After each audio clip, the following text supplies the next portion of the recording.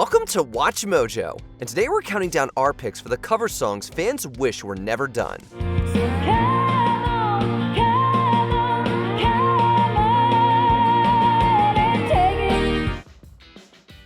Number 10, Behind Blue Eyes, Limp Bizkit, originally by The Who.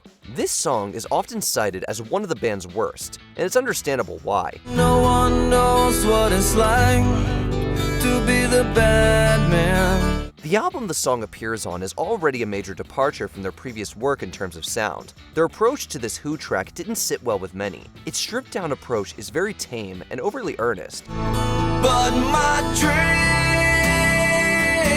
they aren't as empty. While there's something to be said about vocalist Fred Durst's performance on the track, it's not enough to save it. Comparing it to The Who's version, it's missing so much nuance and flavor that makes the song a worthwhile listen.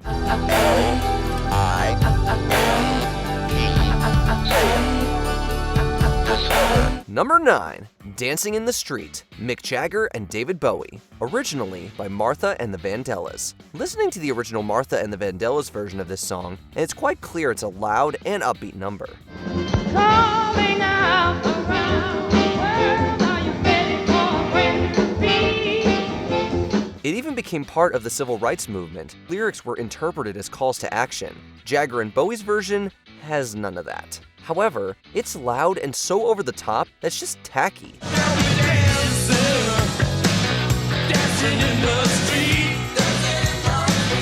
Apparently, the track was completed in half a day, and when listening to the end result, that's not surprising to find out. Don't even get us started on the music video, where the two singers ham it up beyond belief.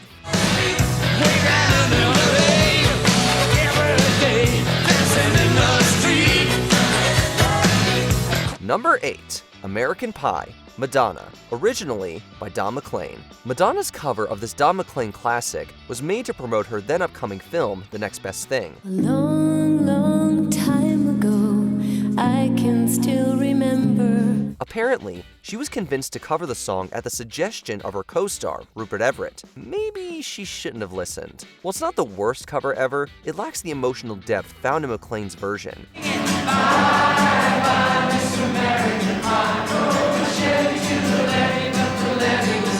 It ends up sounding like a generic pop song. It also doesn't help that Madonna cut out the majority of the lyrics, presumably to get the length of the song down to a more radio-friendly playtime.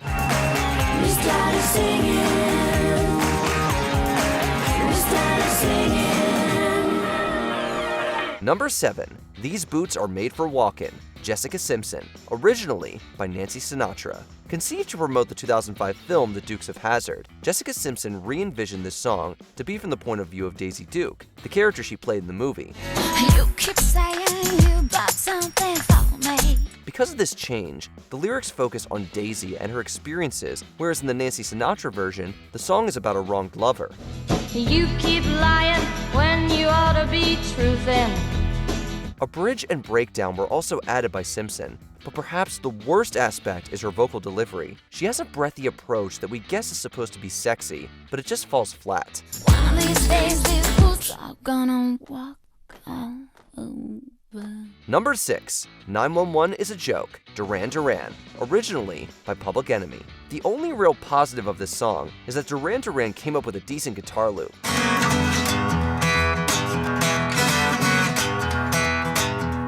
Maybe if they put it towards something different, we wouldn't have this mess. The band is completely out of their element. Their take on this track from Public Enemy just doesn't translate.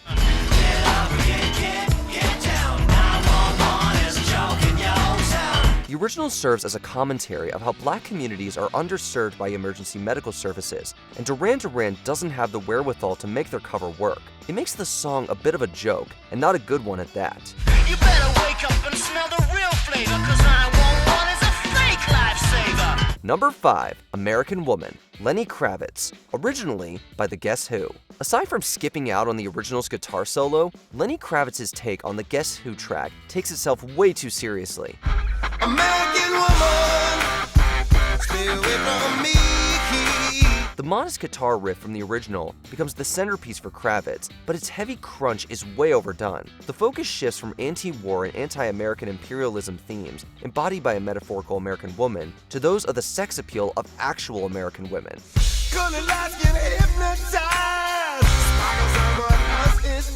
The end result is a song that ends up being way less enjoyable, even if you don't care about political commentary present in the song. Number 4.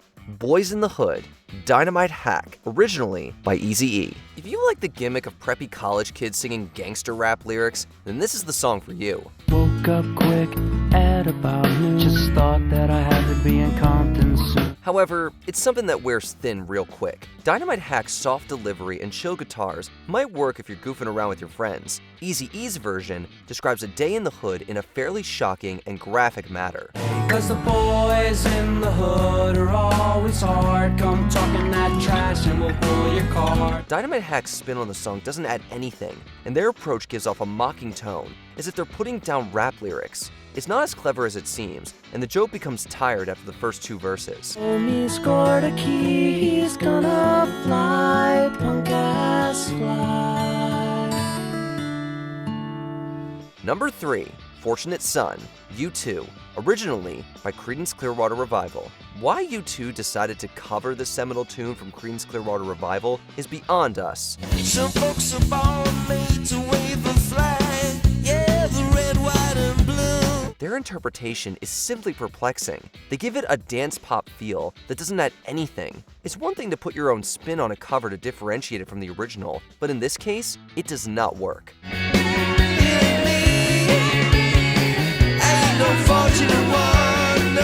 They've completely changed the tone of the song, and you would never know it was an anti-war protest song. They would have been better off sticking to just a straight-up cover, or better yet, just leaving the CCR classic alone. Well, when you ask them how much you should give, yeah, it's always more. Number 2, Piece of My Heart, Faith Hill, originally by Irma Franklin. Perhaps it's not Faith Hill's fault that her cover of Piece of My Heart isn't up to snuff. Didn't I make you feel like you were the only man? Maybe the most well-known version of this song is sung by Janis Joplin, and supposedly, Hill wasn't allowed to listen to it by her producers until she recorded her version. Take another little piece of my heart now, baby. Whereas Joplin delivers a performance of a lifetime with a powerful and raw vocal delivery, Hill, by comparison, turns the song into a generic country tune. Listening to it, you would never guess it's a song about having your heart broken. You know you got it if it makes you feel good.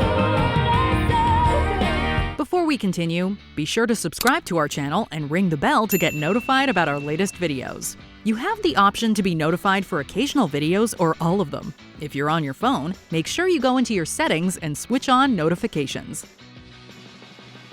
Number 1, Aerials, Machine Gun Kelly, originally by System of a Down. We're not sure if Kelly is cut out for rock music based on his choice of covers. Life is a waterfall, one in the river, one again after the fall.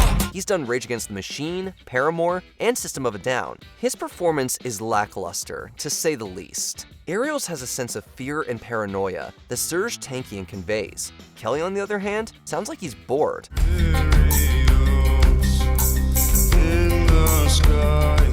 There's a faux sense of intensity to his vocals. It all comes off as bland and monotonous. It's a real shame, because his backing band does a pretty good job in terms of their instrumentation. But unfortunately, MGK just brings the whole thing down.